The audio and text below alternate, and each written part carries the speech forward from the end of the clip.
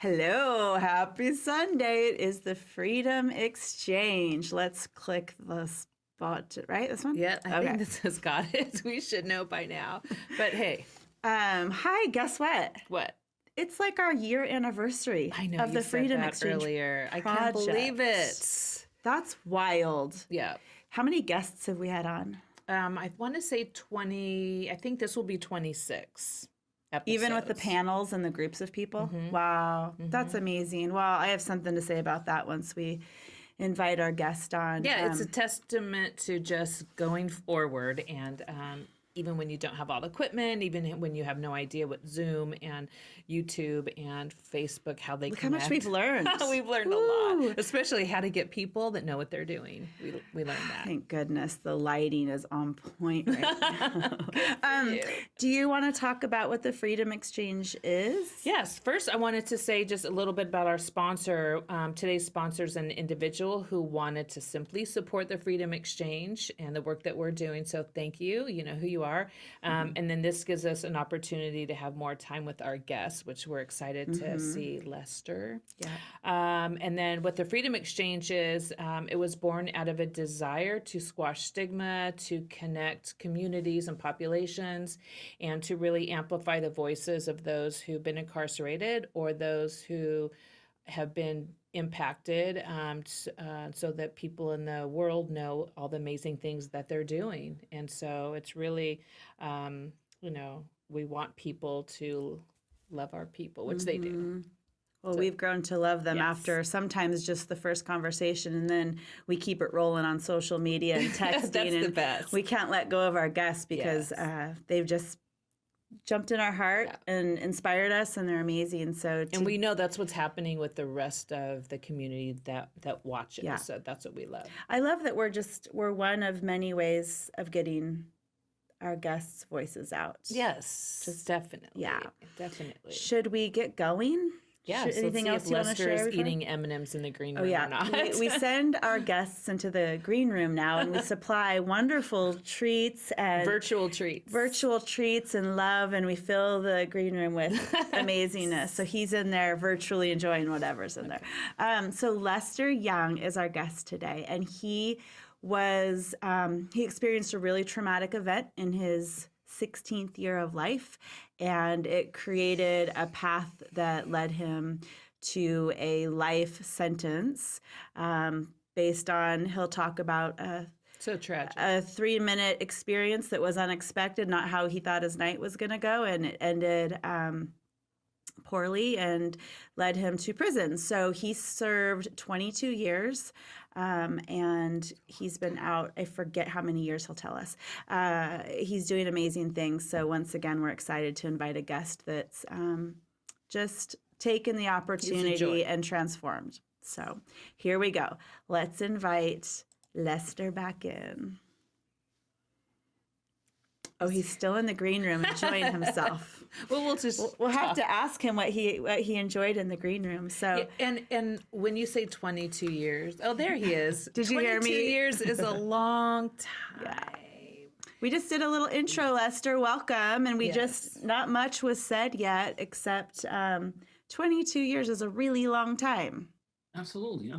I don't know how we wrap our brains around that if we haven't experienced that, but we'll talk about it today. Absolutely. So where are you joining us from? Tell our viewers. Peace and blessings, viewer. I'm coming in from South Carolina, Columbia, South Carolina at this present moment. Nice. Perfect. And what did you call it? South Kakalaki. It's fun to say. We're cool now. We know how to say it. I have all the hip lingo sometimes. That's so awesome. That's so awesome. Well, we were just talking about how this is our year anniversary, and we've had all these guests that have just inspired us. And for me, it's been because my father was incarcerated, but he did not share the amazing people he met. He did not share all the good that could come from deciding to transform your life. I didn't know this world until we started having these guests. And the talents, whether it's through arts or business or speaking or writing, every guest we've had on mentorship has done really amazing things. Passing laws. Yes. Like Lester has. Like Lester has. And we found it's fun to find the common thread of who they were when they were younger, and maybe those, we call them transferable skills, didn't serve them well, and then they got in trouble. But to see them using those same skills, but in really healthy, thriving, loving ways now is just awesome. And so you fit the bill, Lester. You are one of those, and we cannot wait to get in. I appreciate the invitation. Like, really, I really do appreciate you. Yeah, well, we are honored to have you on our show, and it's special for us. So we should just jump right in talking about those talents and skills and all the things. I mean, behind you is a really great pathway into that. I see books that maybe you know who wrote them, Path to Redemption. I would love you just to kick it off with, like, what are you doing now? I know you were just in Seattle, so I want to hear about everything you're doing. I appreciate it. I was actually just left Seattle yesterday, and I'm like still struggling with the time zone, Pacific time versus Eastern time. It's crazy. Yeah. But what am I doing now? It's really just still walking within my purpose. I found my purpose inside of a prison, and at doing that 22 years of my incarceration, I found a purpose, and that purpose was to continue to use my lived experience to inspire and empower others who are in a very similar situation as myself. At that time, being that I was currently inside of the prison walls, I started using that gift that I realized I had, and that was a gift of communication. So I started honing on that particular skill, and from there, I started creating various programs in prison that was catered to my needs. In a way, what I mean by, I started doing a self-examination and started looking at the things that led to my incarceration. And I saw that it was something very similar in the same environment with other men, that we all had a very common thread that led us to incarceration, what I call risk factors. So what I started doing from there is correcting the risk factors by education. I went to prison at 19, sentenced to life in prison, reading at a 7th grade level of education, which I believe that my education played a tremendous role in my decision making. My path to incarceration was a result of me just not really understanding the value of knowledge and entrepreneurship. I went to prison for selling drugs, and I realized when I picked up my first business book, I'm like, wow, I was doing this. I'm doing this. I love it. Totally.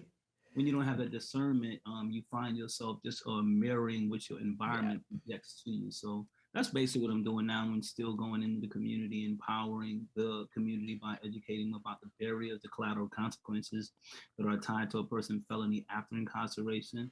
But most importantly, not defining, but humanizing those who are currently in prison as well. Like their condition has to be a conversation that we have to have, and it starts with humanizing them first and foremost.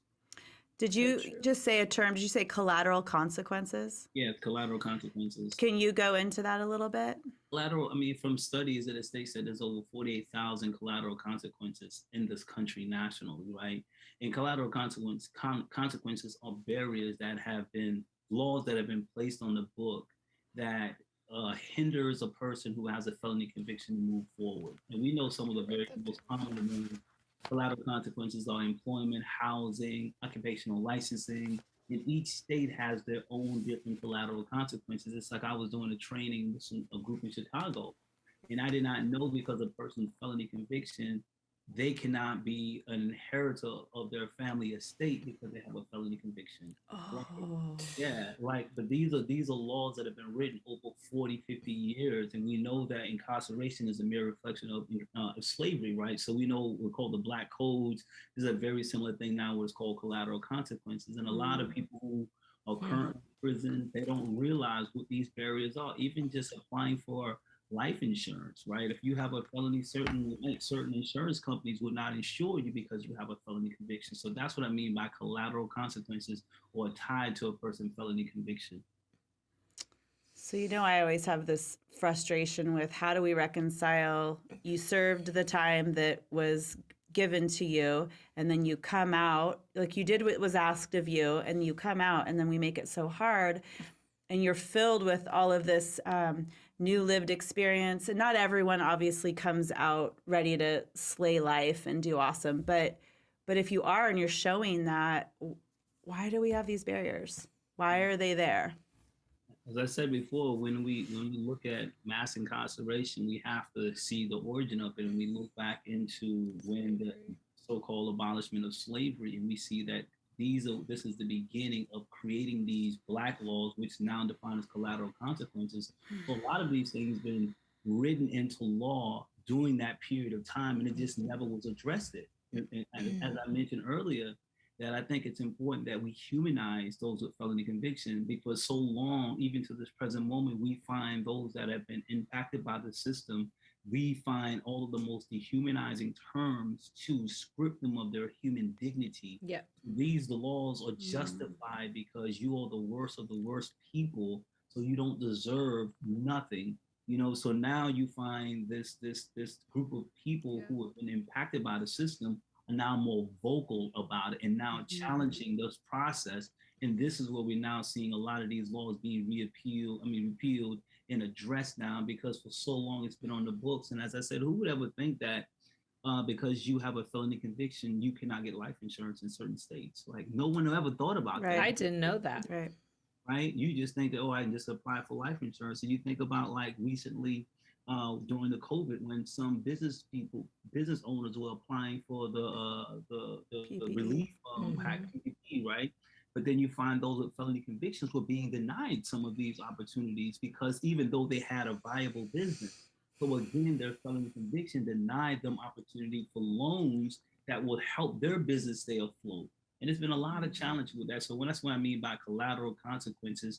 And we have to address our elected officials to begin to change some of these policies that are, or I call it the anchor that is holding so many people back from true mobility going forward in our society and being productive. And it's not just the family, not the individual, it's the family too. So it's a vibration when you deny someone a felony conviction opportunity for life insurance. It's something as that simple as that. Everyone should have life insurance, but you can't, or you have finally got out of prison and started a business, did everything you could to maintain this business. Then COVID came and hit your business. Everyone else is benefiting from this relief package, but you're not, because in certain things, it says you're felony, you cannot apply for certain loans. It makes me so angry. It makes me really angry too. It does. I mean, because I think you said all of that so well for people. A lot of our audience doesn't, has not been exposed to incarceration. So they hear our guests talk and they're like, what? I had no idea. And you don't, unless you're the one that's applying for life insurance.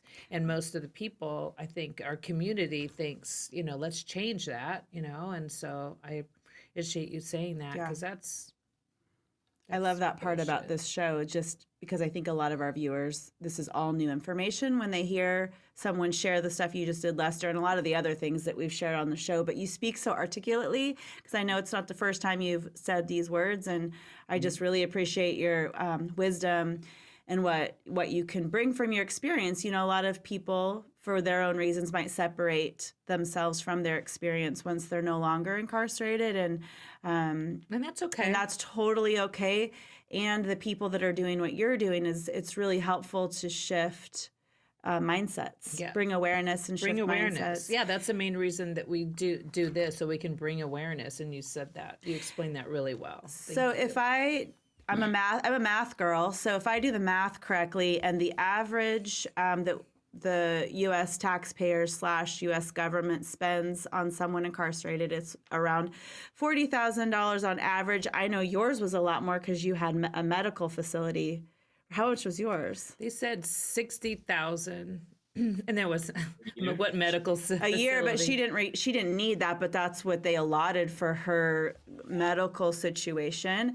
Not that you didn't have, but you were good, right? And you were capable, and you were strong, and so if I do the math right, you served 22 years. That's like $880,000 of investment, lived experience, expertise. Like, you are the guy. You are $880,000. Wow. Yeah. And you are the guy that has lived it, knows it, experienced it, in, out, all around it. And now you're talking about it. And it seems like, my brain tells me, it would be a fiscally responsible business decision on the government's part to utilize you to make these changes. Make changes and clear up and heal things that are not working correctly. And you always tell me, Christy, that they don't care, and you can talk about who they is, but it just doesn't make sense if we're a correctional or a rehabilitation centers that that's not what's happening. It's a business, but it seems like a really poor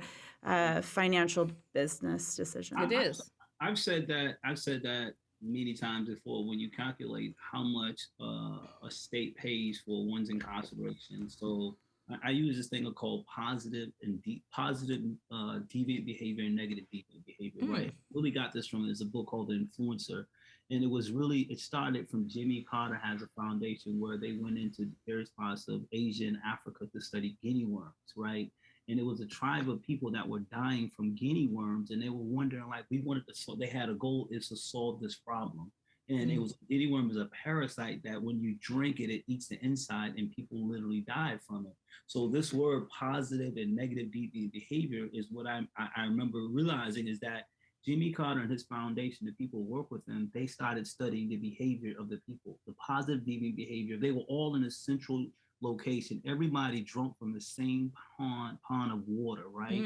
But there was tribe A, which is negative deviant behavior. They died. They died more. And the positive deviant behavior, they did something different. And what tribe A would do is that they would just scoop the water and drink the water. But traditionally for tribe B, the women who would go get the water, they would get their shirt just out of just habit and pour, using their shirt as a filter, which protected the guinea worm, so the guinea worm wouldn't get into the water, right? So when Jimmy Carter, those who worked under that foundation, they started studying that. So they saw that people who lived in a very similar environment, if you study their behavior, you will find that one group of people, like incarceration, is still struggling with barriers of reentry, right? And then you have someone who came from the same situation and they have succeeded after incarceration. So I always tell people, if you want to change a situation, let's do what they did, right? Study the negative deviant behavior and the positive deviant behavior. Find those who have been successfully inside of the system, and what were the things that they did differently while they were in prison to prepare them for society. So going back into the guinea worms, they was able to eradicate this senseless death of guinea worms because they started studying behavior. So when we think about like the Department of Corrections, we find all of these formerly incarcerated men and women across this country of various races, age, etc., experiences. We have spent over millions of dollars for these individuals to be incarcerated. And for whatever reason, they choose to exclude the positive deviant behavior by utilizing them to be the instrumental part of helping refine and redefine what incarceration is, from those who are currently from staff members to wardens to parole boards. I made parole, so I'm like, yo, let me share with you what I did and what you should look for. People who get out, who's coming before you get a life sentence. But as I said, that's just what I remember reading that, and I always look at it in that way. Like, when you want to change behavior, you cannot change behavior. Laws don't change behavior. You have to study the behavior and see what was that thing that we came from the same environment. We were in the same dome, same units, did the same amount of time. One individual succeeded, another individual returned back to prison. So why create a law to continuously lock in that one who returned back to prison, instead of asking the one who stayed out of prison successfully, like, what is it that you did, right? Why is this not happening? This is so obvious. What's going on? I mean, I think it's intentionally, but going back again to, I think too, this is my opinion. I just believe too that we have to continuously speak about why it's so important, but we have to own our expertise as those who are experts, because you cannot tell me about solitary confinement if you've never been there. Right. But lawmakers can't write bills about a place they never visit, right? And not just visit, but never even have a think tank to study and probe and gain information from those who have been currently there. That I think that some people who are formerly incarcerated should be wardens. You know, they should be helping. Here. I agree. Helping with the strategic plans of incarceration, and it's more shifting from punishment to rehabilitation. So all of those things I think that we as formerly incarcerated people bring to this table with our level of expertise. It's just a matter of getting the society to see us as humans and see us as with the expertise, a level of expertise that they did not have, that a college book cannot provide you with. I have 20 years of incarceration experience. Right. Nothing, I mean, it's just being honest. That's what That's happened. true. So, Yeah. There was a lot there. There was a lot. When did, just to go into your story a little bit, I'm assuming at 19 years old, when you hear the life sentence come in, that yeah.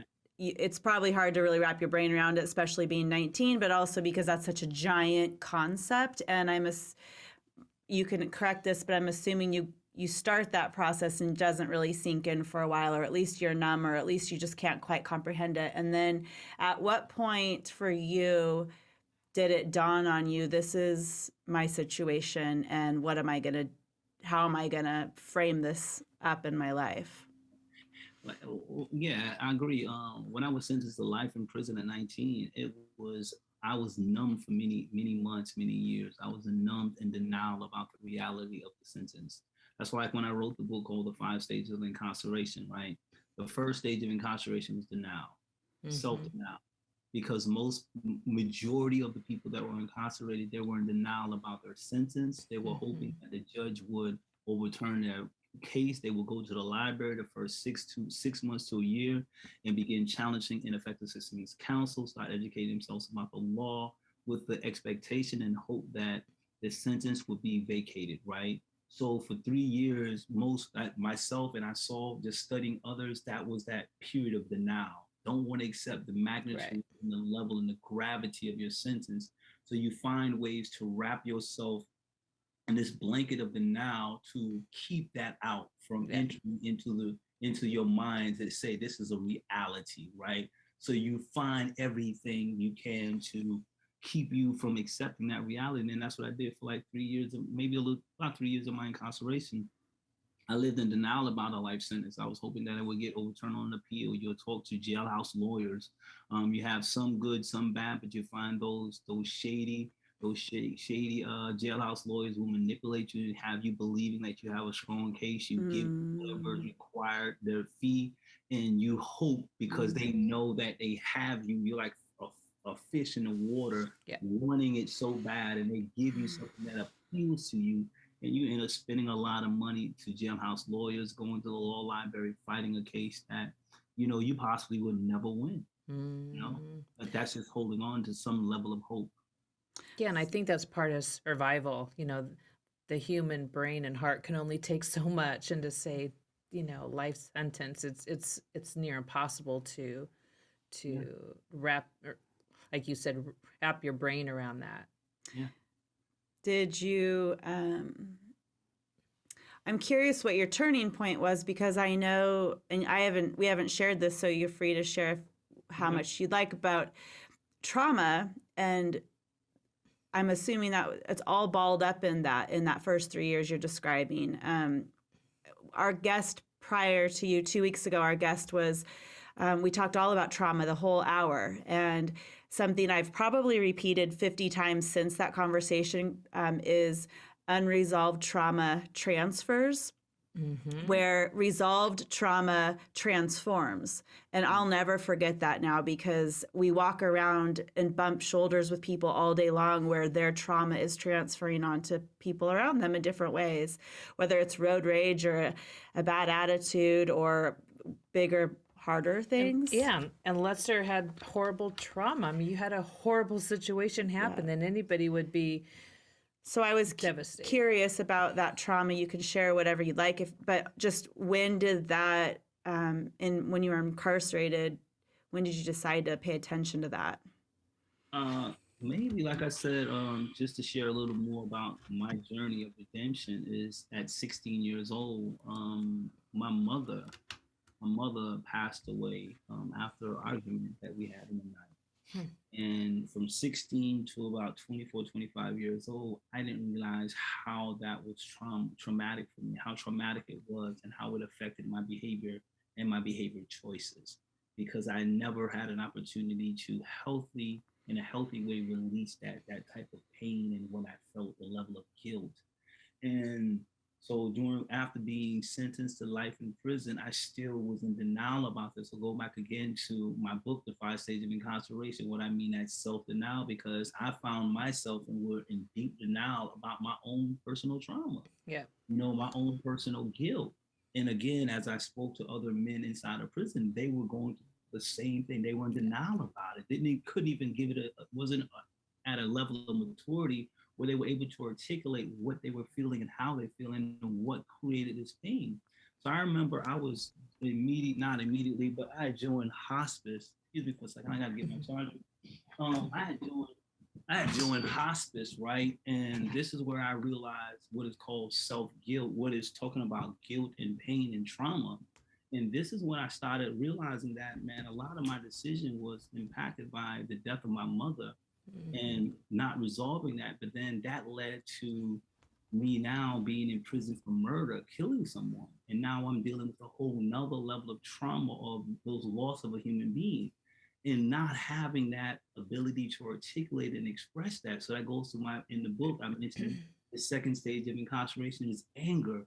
When you're not able to heal and address your trauma, it turns into a level of anger where you like extremely angry at everything and everyone.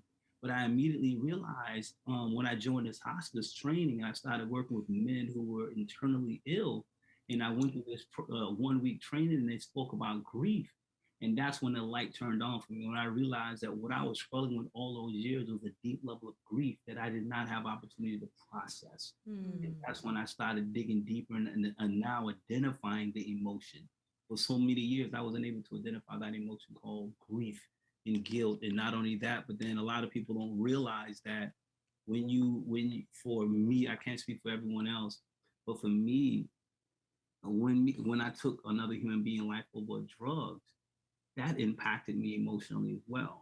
A lot of people don't realize that when you take a person, for me, I speak for me, I took a person's soul, a life away senselessly at that time. I didn't realize it.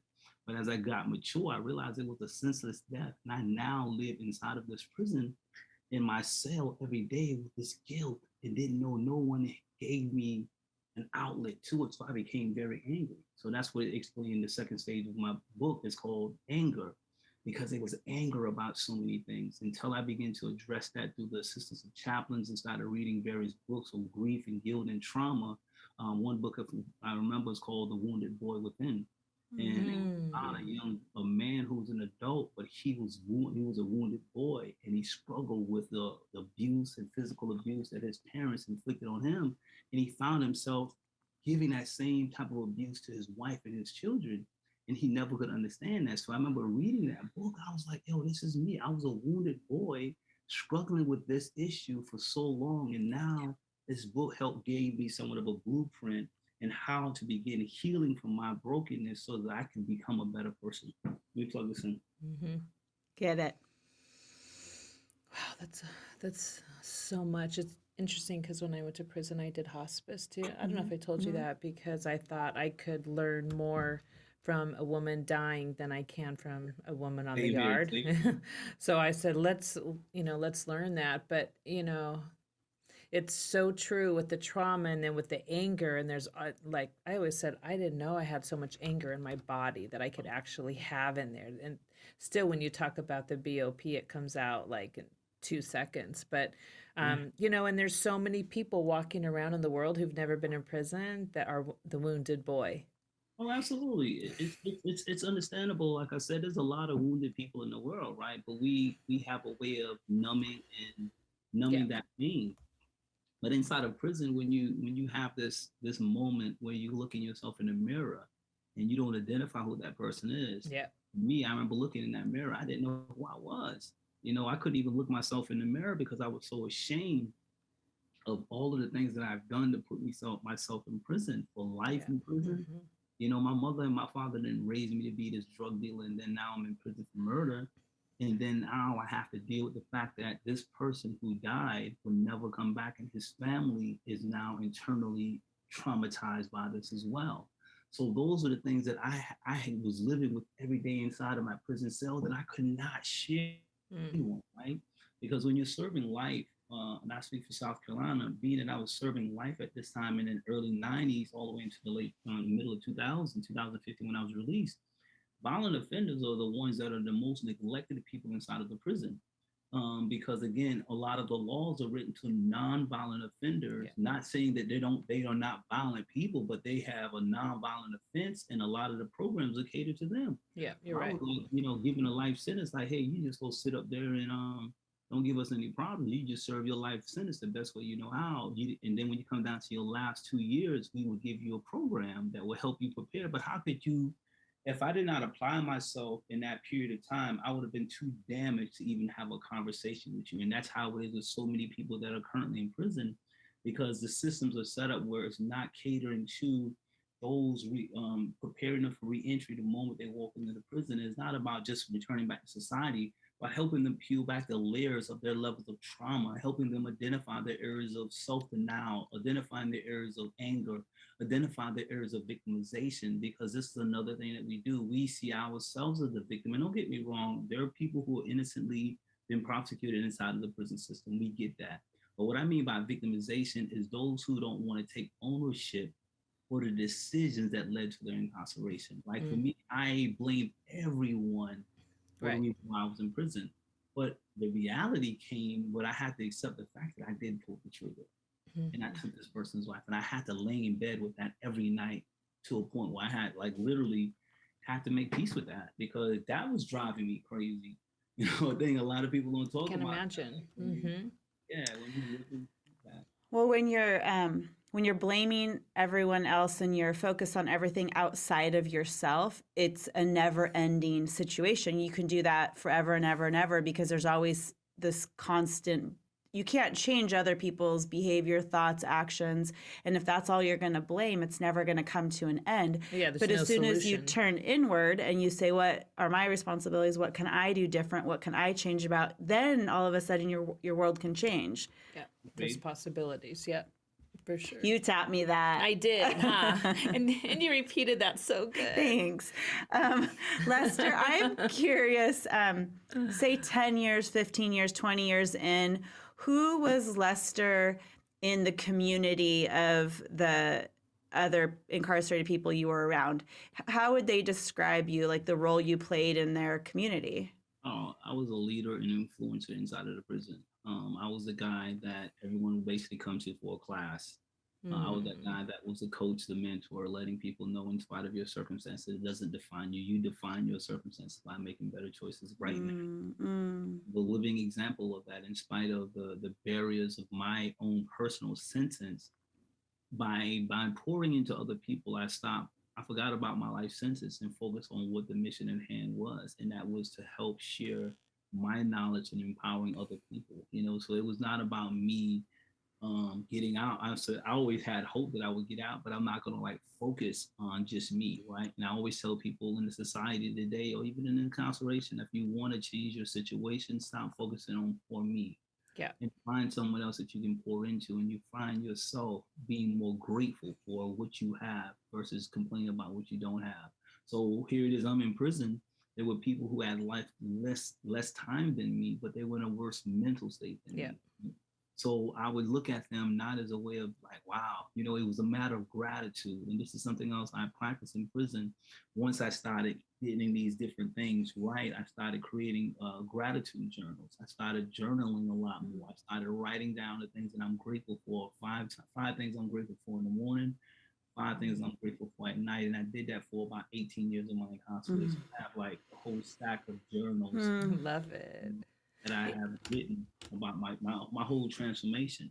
It's because I knew that I needed to become a better person. If I can, I would just share this other point, is that, like I mentioned earlier, that for me, killing another human being over something as senseless as drug, that weighed heavy on me emotionally. It cannot even describe the level of emotions and guilt, and then thinking about not you in your life sentence, but thinking about his family. I thought about this man's family for the majority. I still think about his family to this day. And I'm thankful that I was able to bring a level of reconciliation with that piece of the family, right? But early on, I remember sitting in prison, and I shared that It was on a Friday night. I remember laying in that prison cell feeling completely broken. And I remember falling on my knees, begging God to forgive me. And God was like, I have forgiven you, but you have to ask the spirit of this person who you took his life. You have to seek. Mm. So I remember sitting that, it was on a Friday night. I remember sitting in that cell and I began having this conversation that I was deflecting for years not to have with the spirit of this person. And today, I call his name is Gary Goldinger Jr. But for 3 years, I denied his existence. I didn't want to acknowledge his name or anything in that capacity. But when I realized that I had to take ownership, going back into the victimization, I had to take ownership for the decision. And part of that is acknowledging my wrong, but making amends with him, his spirit, and uplifting his name in the spaces that I enter into. So I said Wow. that That's night beautiful. that I promised him that I will live my life in a way to honor his life. So everything I do, it's not about Lester and the path of redemption. Path of redemption is a result of me standing, holding true to the promise I made to Gary Goldinger Jr. while I was in prison. And even after getting out of prison, I still uphold that promise that because of that, God blessed me and his family, like his youngest brother, and I communicate. Like, have you seen where a person took a life of a sibling and now you have a relationship with the family and at least an amicable relationship, right? So it's just to show you the power of Mm. transformation forgiveness. I think it's powerful to, we can't just skip by your gratitude journals because we can say that really, it's kind of a buzz thing right now to do gratitude journals, but imagine yourself, for our viewers, in your cell, the environment you're around with the people you're around, the same colors, the food, the environment, the temperature, like all the things that are not what you experience when you're not Yeah. incarcerated, Mm-hmm. and and then with a life sentence, and then to find 5 things every single day to be grateful for. I mean, that's powerful. That It, doesn't just happen by itself. It's that practice it that does it. is, and I'm sure you probably were able to come up with 5 things because there always is a ton of things for us to be grateful for. And as you spoke, I was thinking about being in acceptance. That's another kind of key word, but it's like, people in all sorts of situations out in the world who've never been in prison, it's hard for them to get into acceptance to like be like, okay, here I am now. How can I be my best, highest self here now? And if you do that, it's like it's a game changer. I mean, just ask Lester. And I think we need to vote for Lester for president. I'm serious. I am serious. I mean, it's so, I always hear about, they say the wounded child, when you do the work, becomes the wonder child. Mm. And It's and I true. see you as that, it just, You even stand in your truth when you heal. Like, yeah, it's like you're Mm, bleeding on people every day, and it's like hurt people, right? But once yeah. a person like begin this transformation inwardly, you begin to heal and you start helping others heal.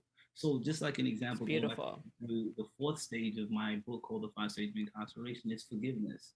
So I Mm, have a part of that forgiveness was forgiving myself, forgiving others who harm me, and seeking forgiveness from those who I harmed, and seeking forgiveness from God, right? So mm, those are the 4 levels of my forgiveness. And part of that gratitude journal, I had disciplined myself to start looking. Once you start doing gratitude journals, you start every day you find something to be grateful for yeah, because you train your subconscious mind to see the good in versus the bad, right? yes. And then part of that forgiveness was the process of healing. I didn't realize how much I had uh, was holding myself back because I didn't forgive myself from a lot of Mm, things, right? So I remember So powerful. literally writing letters of forgiveness to myself. The second part of that forgiveness was writing letters to those who hurt me that I may not remember their name, but I remember us experience a situation. I would mm, write a letter dear that circumstances. And I would write a letter freeing that situation or that person from who have hurt me, that shaped me into being that person. And then I would spend nights writing letters to my victim, which is Nagari. I would write letters to that person knowing that he would never read it, but it was just the Wow. intentionality of writing the letter. I would write letters to his family. I would mm, write letters to his father, his brothers, his sisters, and address it. And I would keep it because it was part of releasing that power of forgiveness into the universe and being intentional about that. It was not about making parole. It was just about me being intentional because it was part of my healing process and my gratitude. Because when you start shifting from gratitude, you now move in the space of forgiveness. Now because you now have that level of gratitude and you're grateful about everything. Now you want to heal more, and by healing, you gotta forgive. As they're saying, you cannot drink the poison. You have an unforgiving heart. Not forgiving someone is almost like you drinking the poison and expecting the person that you don't want to forgive to die, but you drinking the poison, you would die when you live. Mm-hmm. Yeah. And it's so amazing that we all have that freedom. We all are capable of getting free from whatever it is that is confining us if we just go inward and we do the work, the forgiveness and acceptance and the gratitude. It's available to every single person on the whole planet. Well, So, and I know I love it. we've talked a lot about how prison doesn't. You don't like the idea that prison changes you or prison gives saves you. or saves you, No. but you also have the ability to take that opportunity and use it to your advantage. Maybe you're less busy than you would be, you're less distracted than you would be if you weren't incarcerated. So you can take that time and use it to your advantage. But then I also think about just people in my daily life that we can waste the time that we do have because we have all of these excuses that we're busy, and then we have other things going on. Scrolling on social media rather than writing a letter of forgiveness to somebody we've hurt. I mean, the work is the work, and you either choose it or you don't. And the excuses. Well, I would say prison, I would say Lester survived and thrived despite prison. I don't think prison saves anybody because it's not about correction or rehabilitation. It's generally about punishment and punitive, and you have to go inside in order to make that change within yourself. And, I noticed when you're saying that you got a little more free and a little more free by writing a letter, then that freedom is almost like this fire that it's like, wow, I love this freedom. I never had it prior to coming to prison. I really didn't have it. It was better. It is still to this day, right? It's a level like when you find that peace with yourself, when you find purpose, forgiveness, and there's a transformation of the mind. There was no drug. It was like the most powerful drug that I'm still on high on, right? Yeah, love it. That's true. That's why you should be president. I'm not going to stop there. Inner peace in all of the chaos that was going on, right? So it's like prison was, once I changed my mindset, once my perception from the gratitude journals, instead of waking up saying, man, I hate this prison, I hate this wall, I would literally say, I love this opportunity. I love this. I love the smell of the air. The water is warm. And I share this story, right? And another opportunity, another example of this, I remember this guy came in as a prison volunteer, and he came from the Middle East, and he came in as a speaker, and he asked the prison chaplain, could he go to the unit? And he wanted to see how we lived in prison, because majority of us in the chapel was griping about our circumstances. And he walked on the yard, and you ever been on the prison yard? Christy, it's like the yards are manicured, the grass is cut, flowers is blooming. In this yard, this prison yard, the flowers, roses, and stuff like that. And he was like, wow, you guys are living like kings. And we was like, how are we living like kings? He said, look at the grass. And I said, then what about the barbed wire fence? He said, in my country, they would think that the most important people live in this environment. That's why they have the barbed wire fence. Gated community. Gated community. Perception, right? And, fast forward, he went into my cell. He saw clean sheets. He saw TV. He saw water running, a toilet we're not using the bathroom, the bucket as a toilet. We had running water. And he, at that moment, told me, he was like, stop looking at what you don't have and be grateful for what you have. Don't look at the people on the top of the ladder, because when you keep looking up, you become ungrateful for what you do have. He said, look down at the bottom of the ladder, because there's someone else at the bottom is not as grateful, have as much as you. Don't look at them in a condescending way, but look at them as reminding you where you stay. When he left that dorm that day, again, there was a shift. Like, stop complaining about it. Like, people are literally in this society may be using buckets to use the bathroom. Here I have a toilet that flush the toilet. Yeah. Isn't that powerful and so And probably more simple and than one. true? Yeah, I mean, Yeah, it's just yeah. So just be thinking about that when you think about gratitude and transformation and life after incarceration, life during incarceration. It starts with a mindset, and it's hard. Yeah. And many people think that everyone in prison should do it. No, when you have a war going on within you, when there's an internal war, fireworks going on in you, you would not be able to see the beauty in life doing that. A lot of individuals, this is the trauma we're talking about. There's so much fireworks taking place in there because everything in the prison may be a trigger that only traumatize that person more, and they don't have time to stop that inner voice from yelling. And when they can't do it, they find things in prison to distract them for 10, 15, 20 years in prison, and they never took advantage of the opportunity because no one never showed them how to step back and begin to address that, that trauma and that war going on within them. So you got individuals that are still in prison to this day that are incarcerated in two folds. They're physically incarcerated and mentally incarcerated emotionally as well. Yeah, and then too, it goes back to the people. On a few occasions, you had mentioned the people that you spoke to that helped change your perspective, whether you're in prison or out. It's the people that you meet, or if you've never been in it, it's how you interact with someone who's been or is incarcerated can really change their whole life. The power of People, influence. support. Don't you have a story, Lester, of a friend or somebody you used to interact with in the drug world that influenced you in that world, and then you reconnected later? Yeah, one of my street role models, as I would say, this guy. My street role model.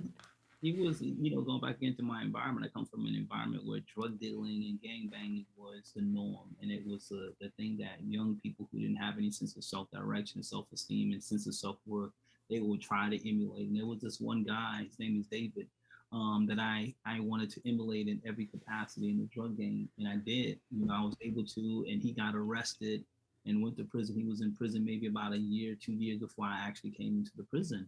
So I remember I ended up going in the same unit or dorm that he was staying in. So when I saw him, I immediately was, I was excited. I wanted to share with him all of the things that I've accomplished. And he was not excited about that at all.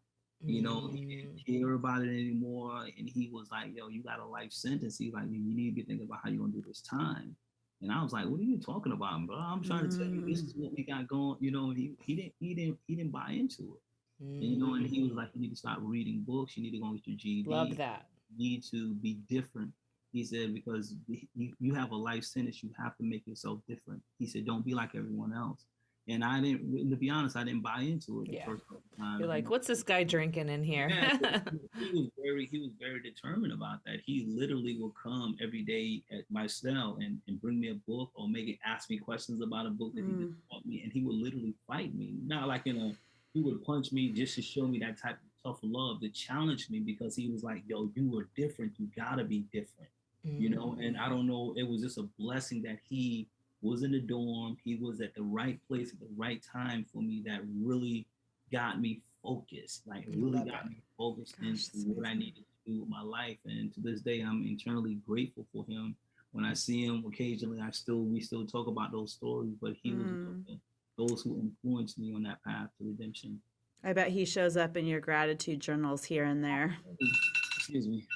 It's like, it was, to this very day, it's like I'm internally grateful because, again, I walk on many shoulders, right, of my transition. I walk on many people. Love that. To this point where I'm at in my life now. And it's because of those men who were incarcerated with me, that motivated me every day, that showed me a different path. Because in prison, there's two levels I discovered. There's a recriminalization, there's a decriminalization. And most recriminalization is those who sit inside prison idle and they just get recriminalized over and over and over again. By the time you go in prison knowing one crime, when you walk out of prison, you know 20 ways of committing a crime. That's the recriminalization, because you're around people who have committed various crimes and all you do is talk about it every day. But then there's a decriminalization. This is where you're very intentional about deinstitutionalizing, decriminalizing your thought process from a criminal to a productive person. You begin to identify what is criminal thinking, what is these criminal behaviors, and you begin intentionally scripting yourself of these particular things and begin focusing on a different path. And that's where my friend David pushed me. He wasn't aware of it at the time, but he pushed me into that lane of decriminalization, which was a lane that very few people travel in prison because most people sit in prison idle and they just learn new ways. They commit crime, they practice over and over in prison. So that in criminal thinking becomes so deeply embedded in that person that they don't even realize that they're still criminal in thoughts and behavior, even some of those who are transitioning out of prison. So there's a lot of things that I had to learn to begin to address and to be able to put me in a position now where I'm at, to do the work that I'm doing. Is there a way to help somebody through that if they don't either have the hope or that they're not interested in making that change within themselves? It's Or hard. what is it? Like what was in you that maybe wasn't in all the gentlemen that weren't ready? What was in me, like I said, is just, man, the guilt. I needed to burn. I knew that I could not spend the rest of my years in prison smoking weed and drinking prison wine, right? Yeah, I know. Yeah. I need you know what it is, right? It's gross. Remember when they would like lift the lid? You're like, oh, that was so gross. And then when Let me take a drink anyway, but no. and it was like, yeah. But I come with a family, and my father always told me that the only thing that's going to bring me peace is that I have to reconnect back with God, and I need to make peace with my victim. I need to, those are the So things beautiful. that I knew that I needed to do, and this is where I began to tap into my spiritual background, my belief system, what is my faith, and how God is going to help me see a bigger plan. But most importantly, when I made peace with my victims, I was able to I'm comfortable mentioning his name. I'm comfortable going. I love it. Family. And that's what brought about peace. So that was the thing that I identified that a lot of people don't want to go there. Right. They don't want to because it's too painful for them. Right. And I needed to go into that valley of the shadow of death, that dark valley, and begin to rebuild my life in there. And that's where I found that. And unfortunately, a lot of men and women don't want to go there because it's too painful. And I get it. It's painful. It's really nice. As I sat in prison and I cried. I cried more in prison than I cried in my entire life. And it was because of me repairing my damage, repairing the hurt, and going into those painful wounds and begin to sit there and process it with no help. Only thing I had was books and a drive to want better for my life. I didn't know what it was going to look like 22 years, 23 years out, but I knew that I needed to do something that would give me that euphoria to allow me to stay high, my natural high, versus me getting caught up inside of the prisons, getting high to escape, from the pain and my trauma.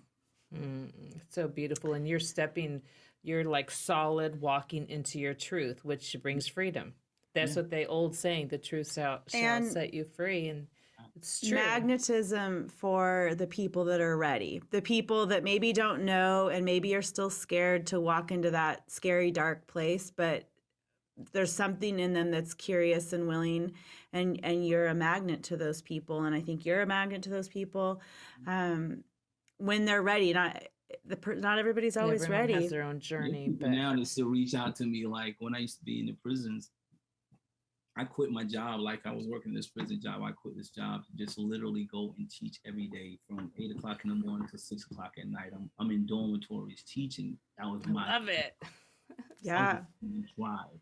Your fire. Individuals in there, they looked at me like, oh, why are you doing this? They think I was doing it for parole. I was like, I'm going to do it because this is my legacy. And I'm going to keep working on sharpening my skills. So from public speaking to presentation to facilitating, the stuff that I'm doing out here, I had 18, 20 years practicing in them. That makes me feel better You're an because expert. you're so well spoken. I'm like, I'm never gonna get there. But that's your charm. But that's my charm. I'm not well spoken. No, I know. I'm just real. Yeah. No, but it's true because you had a lot of years. Like earlier you asked if I was ready. I'm like, I've been doing this. Like I can do this in my sleep. Like because I've been doing it for so long. So a lot of the guys that like really didn't see the value in what I was sharing then.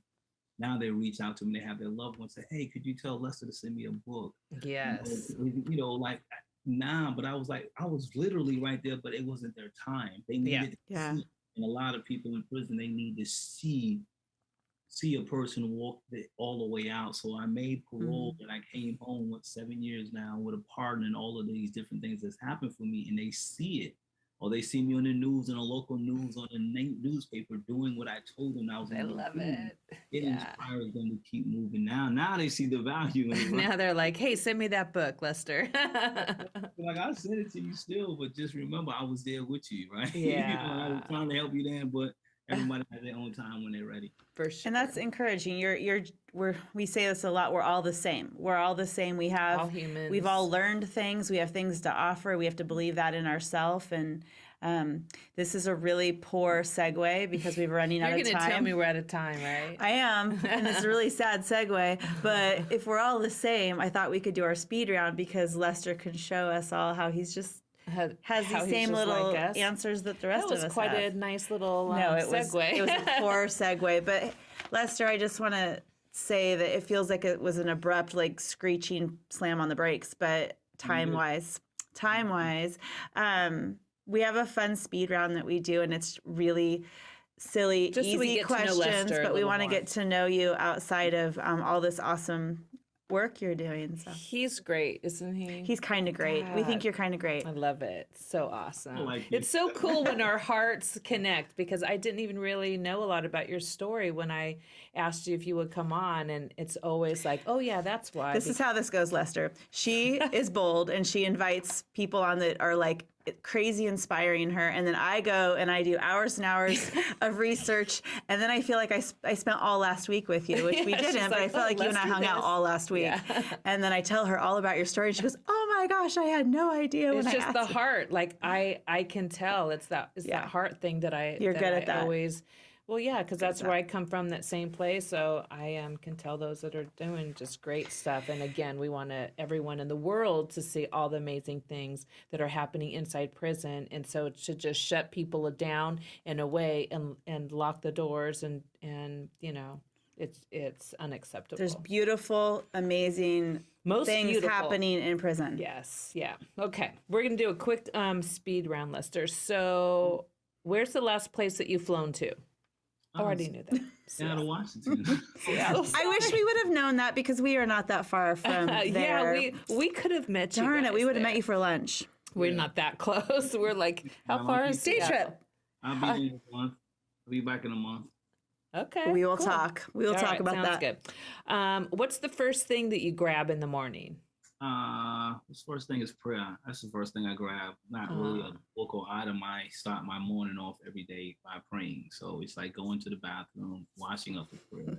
Ah, You know, I so love that. Mhm. Okay. So are you a morning or night person? I'm a morning person. I'm like 4 o'clock in the morning. I can stay up all day, but morning is my thing. Is you the know. best. Maybe Okay. different with prison too, you know. But Yeah. that would bring me peace. That's true. Love it. Cats, dogs, or not an animal person? A dog, man. I have Yeah. a dog, and I'm not either. It's just my wife and my daughter loves animals, so I'm like really not the dog or the cat person. Yeah, I'm not either. I don't see you as a cat person. Yeah, you don't seem like I'm a a wife right now, so you know. Ah, that's good. Sweet. Okay, so tell us your hidden talent that My nobody else knows. Come on, Lester. Give it up.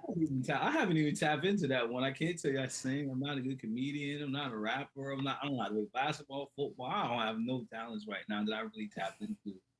Like really. Okay, we will give you a couple days to answer that. Come up with something. I'm sure you have it. What's a product that you can't live I without, like that one. What is a product I cannot live without? or an item?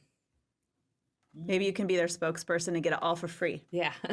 Oh man, what's a product? He's like Maserati. Maybe like I don't know. Like I think that I can't live without. That's what you said, right? Yeah. Like I need this every day, just about. It has to be a product. Well, Product or item. Well, I say I'm a big coffee person, right? So it's like me, I literally have to have like coffee in the mornings at least. And if Coffee. I love Yeah. it. Can we pause that for a second? What do you call it? Coffee? Coffee, yeah. Coffee? I always get in trouble for saying coffee, but coffee. Does it sound like we say it funny to you when we say coffee?